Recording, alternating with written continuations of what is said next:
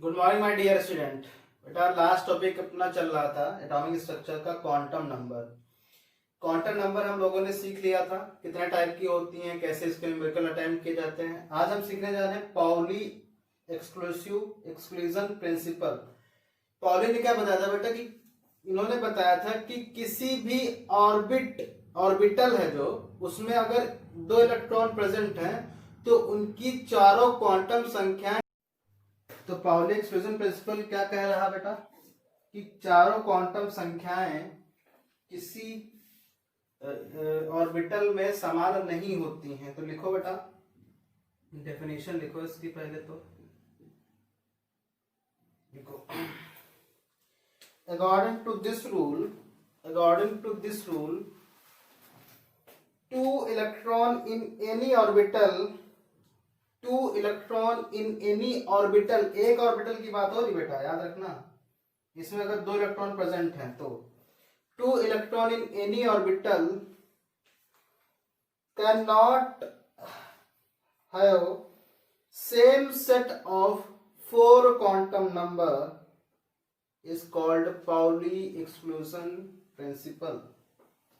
मतलब वही वाली बात है कि चारों क्वांटम संख्याएं किसी भी ऑर्बिटल की सेम नहीं हो सकती हैं। जैसे मैं तुमसे बोलूं कि 3d6 में किसी भी, जैसे 1 2 3 4 5 6 ये हो गया। तो इसकी चारों क्वांटम संख्या निकालो। इस वाले इलेक्ट्रॉन के लिए निकालो बेटा। तो n कितना हो जाएगा 3, l कितना हो जाएगा d है ना। तो l का d का मान, d के लिए l का मान कितना होता है। तो वैसे तो कुल मान तो 0 1 2 लिखोगे ही, लेकिन अगर d के लिए निकालना हो तो d के लिए 1 का मान कितना होगा 2 होता है। m का मान कितना हो जाएगा बेटा -2 -1 0 +1 +2, ठीक है ना। s का मान ये क्लॉकवाइज है तो इसीलिए प्लस आप लिख देंगे। और इसी ऑर्बिटल में इसके लिए बताओ n का मान तो 3 ही आएगा, l का मान भी कितना आएगा बेटा 2 आएगा, और m का मान -2 -1 0 +1 +2 और s का मान -12। तो यहाँ पे देख लो, जो पाउली ने क्या बोला था बेटा कि किसी भी ऑर्बिटल में प्रेजेंट दो इलेक्ट्रॉनों की चारों क्वांटम संख्या। तो मैंने एक इलेक्ट्रॉन की अलग निकाली बेटा और एक इलेक्ट्रॉन की अलग निकाली। तो देखो ये तो सेम मिल रही है, लेकिन ये क्या हो डिफरेंट आ गई कि नहीं आ गई। तो इन्होंने इसीलिए बताया कि किसी भी ऑर्बिटल में अगर इलेक्ट्रॉन प्रेजेंट हैं तो उनकी चारों क्वांटम संख्याएं क्या होंगी, डिफरेंट होंगी अगर उस ऑर्बिटल में दो इलेक्ट्रॉन प्रेजेंट हैं। ठीक है बेटा, बात समझ गए। तो एक क्वेश्चन के फॉर्म में लिख लो।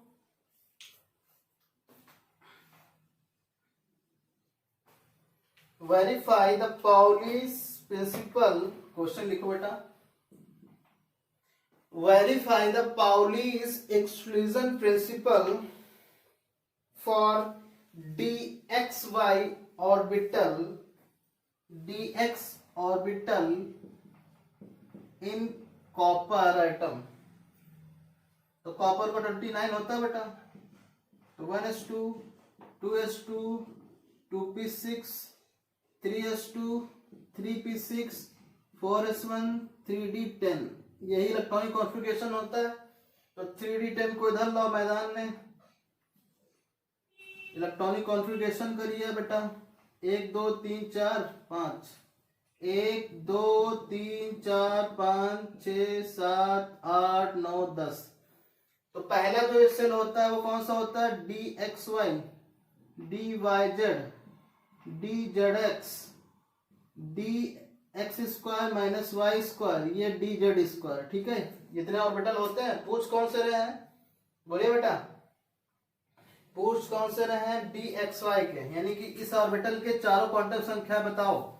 तो इस ऑर्बिटल के लिए बताओ n का मान कितना होगा 3, l का मान 2, m का मान -2 -1 0 +1 +2, s का मान तो माइनस का प्लस का half.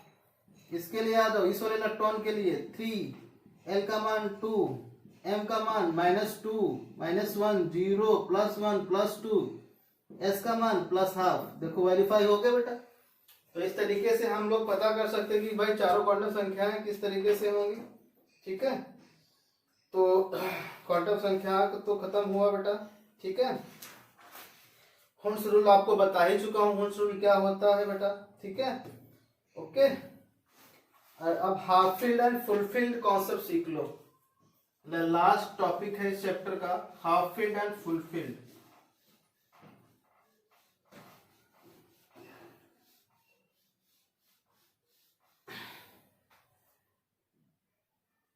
Half filled and fulfilled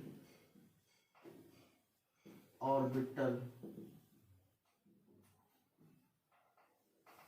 half filled and fulfilled orbital, तो लिखो the stability of half filled and fulfilled orbital, the stability of half filled and fulfilled orbital is more as compared to partially filled orbitals। जैसे बेटा, जैसे 3d6 लिखा है और 3d5 लिखा है, तो इसमें बताओ स्टेबल कौन सा होगा?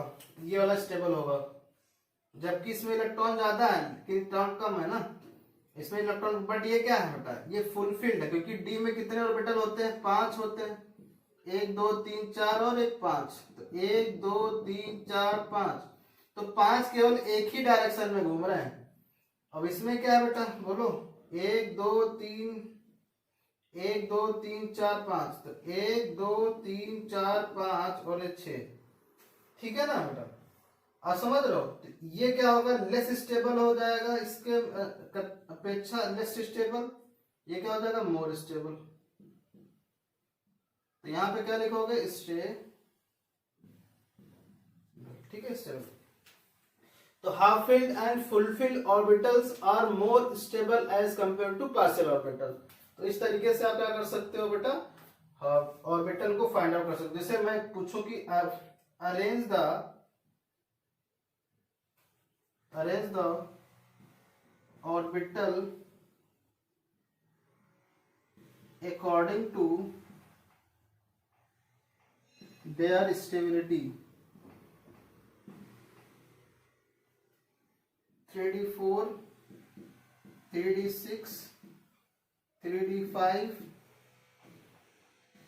3d9 3d10, तो सबसे ज्यादा सबसे कम किसकी होगी बेटा? 3d4 की होगी, फिर 3d6 की होगी, फिर 3d5 की होगी, फिर 3d9 की होगी, फिर 3d10 की होगी। ये इंक्रीजिंग ऑर्डर ऑफ स्टेबिलिटी है बेटा। तो इस तरीके से आप क्या कर सकते हो, वो हो गया। अब क्या, ये चैप्टर बेटा खत्म हुआ। बहुत बड़ा चैप्टर था, बहुत अच्छे कॉन्सेप्ट थे। अब आप क्या करोगे, एनसीईआरटी सॉल्यूशन बनाओगे। जो भी क्वेश्चन नहीं आ रहे बेटा वो पूछोगे, क्योंकि बहुत सारे जो चीजें थी वो जो है मैंने पढ़ाई हैं, जो सिलेबस में नहीं थी, कट गई, लेकिन उनका यूज होगा आगे। ठीक है, फिर हम आप लोग थर्ड चैप्टर स्टार्ट करेंगे, periodic classification of the element. ठीक है बेटा, और एनसीईआरटी लगाना जरूर स्टार्ट करो। कोई क्वेश्चन नहीं आ रहे, समझ में नहीं आ रहे, वो उससे मेरे से पूछो बेटा। ठीक है, कोई डाउट हो तो जरूर पूछो। ठीक है, थैंक यू।